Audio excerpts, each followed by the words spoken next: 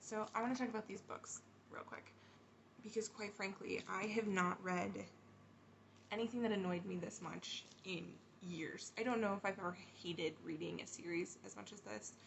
I think the last time I was this annoyed by a book, it was Romanticizing School Shooting.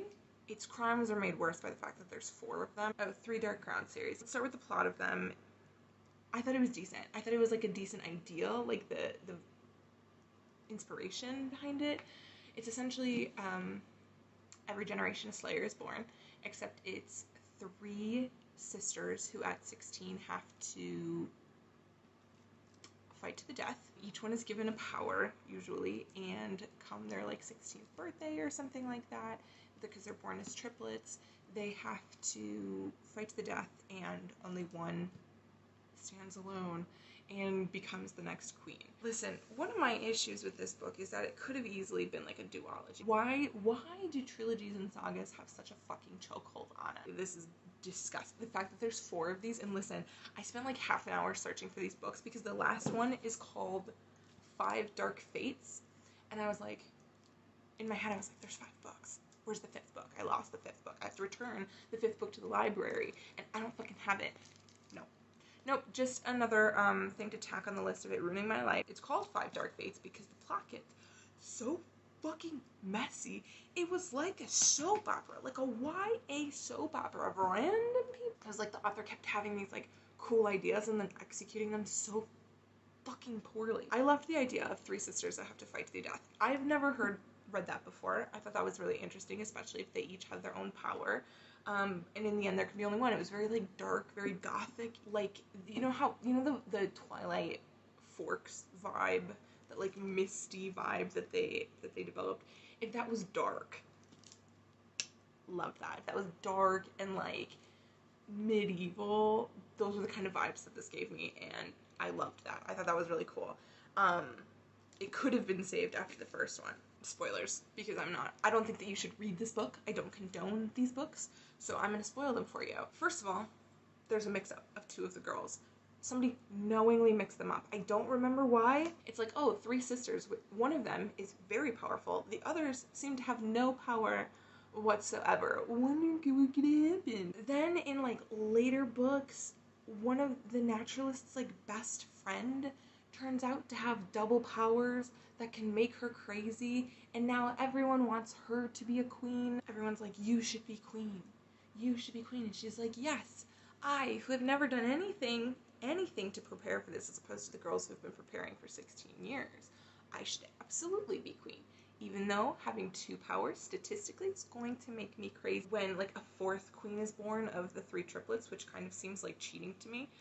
If there's not 3, then they can't be the charmed ones. I don't know what to tell you about that. So she's technically from the line of queens. Again, this seems a lot, very forgiving. And like, again, I was like, that's something that could have been cool, and instead you made me hate this I fucking hate Jules. I hate her. I think she's annoying. I think she's annoying as fuck. And the only person I hate more than her is Emily. And I say that as a queer woman. I fucking hate Emily. Oh my god, everything is about Jules. Oh my god, she's the chosen one. She's so amazing. She's gonna go on and do so much.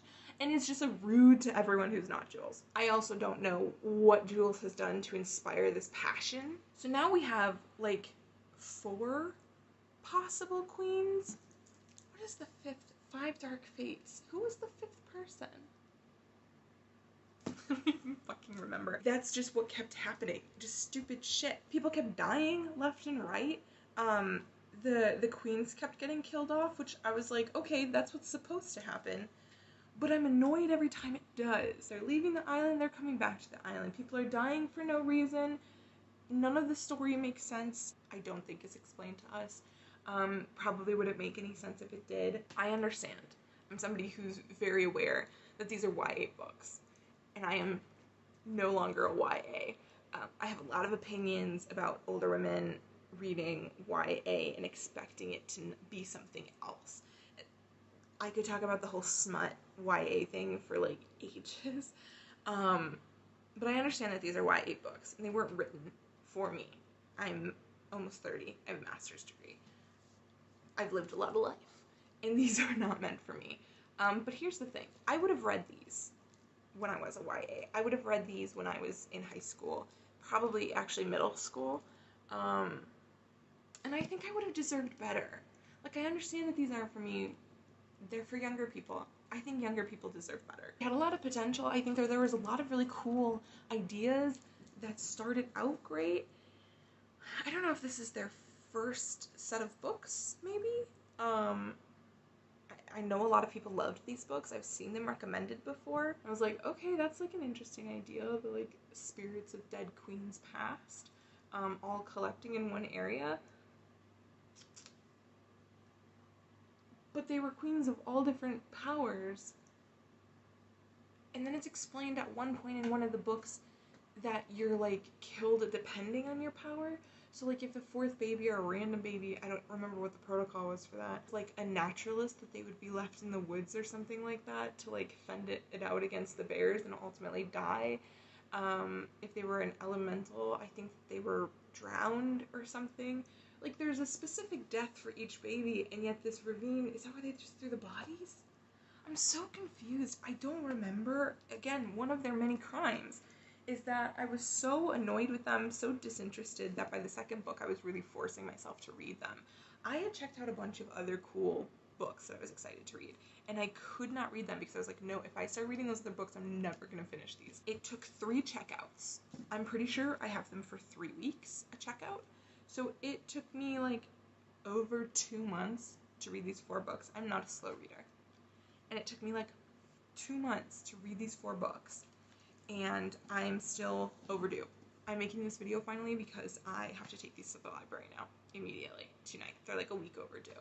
I can't check them out anymore. And that makes me even more mad, is that like not only am I returning like 4 books that I didn't get to read, but I'm not going to be able to renew. I'm going to have to wait a while and check them out again in the future, which is never going to happen. All wasted because of these fucking books. And I have to pay like a week's worth of fines for these fucking books. I'm so irritated. Let me tell you about a better book. I'm not going to go into a full whatever. This is Legendborn. Way better. Way better. This is the only one of the other books I checked out that I actually got to read. Was fantastic. Loved it. Literally my only complaint was that the main character is self-proclaimed pushy. Again, that's what I was talking about earlier with those characters that are like, I'm not experienced, I have nothing, I have no one, and yet I'm going to tell you that I'm the best and capable, and that I demand that you let me do this thing that I have no experience in, and I'm going to get us all killed for it. I'm like, fuck, what is that? I hate that. It's always in YA books. But other than that, this was great. It's an Arthurian legend book, so if you're into that, I would highly recommend it. I've read that story a million times. I'm a big fantasy reader. I've been reading since I was a teenager. Believe me, I thought that I had seen it all when it came to Arthur. It's really hard to do that and have it be fresh and new. And this was it. And it's a POC main character, a modern POC main character, so we got to read all the like fun and exciting things that happened to her, that are unique to her experience in that, which was super cool. It looked at some like history in the United States in a really fun and exciting, it's not fun, but like in a way that I hadn't seen before. I felt that I learned something new, and I like to think that I'm pretty plugged into the internet to be like reading about different people's experiences and stuff, and this was an interesting read without feeling like I was reading a textbook. Very good. I thought that the love interests were maybe a little bit boring, but it's a YA book. It's meant to be consumable, and it was very, very good. I would recommend it to YAs and adults overall. So yeah, don't read these. Don't read the 3 Dark Crowns. I was gonna make my mom read them, and then I was like, because she tends to like books that I don't, and I was like, no, I'm not recommending these to a single person. So don't read 3 Crowns. Read Legendborn. Second one is coming out in 2022. It's very, very good. I would not know what A Song of Wrath and Ruin is like, because I didn't get to it. I would not know what the Never Tilting World is like, because I did not get to it. And I would not know what House of Dragons is because I did not get to it. Let me take the bookmarker out because I will not be reading it. I have to return all of these fucking books unread, unenjoyed. So fucking annoyed. It was such a waste. But yeah, so I'm gonna go return these now that I've gotten my thoughts out. I wrote down notes somewhere. I needed to get this out. I've been meaning. I bought the first book a year ago, at least, and it took me a year to recheck them out, and then it took me 2 months to actually read them. So these books have been plaguing my thoughts and feelings for like over a year. This has been years in the making. And so I am making this for closure to get this out of my whatever. I never want to think about them ever again. I wish the author the best of luck. I think they have a lot of potential.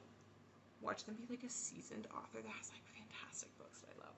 I'm sorry, I don't mean to be condescending. I thought that they had a lot of really cool ideas and a lot of possibility. I just found myself continually disappointed by them and bored throughout the books. But maybe they just, like I said, weren't meant for me. No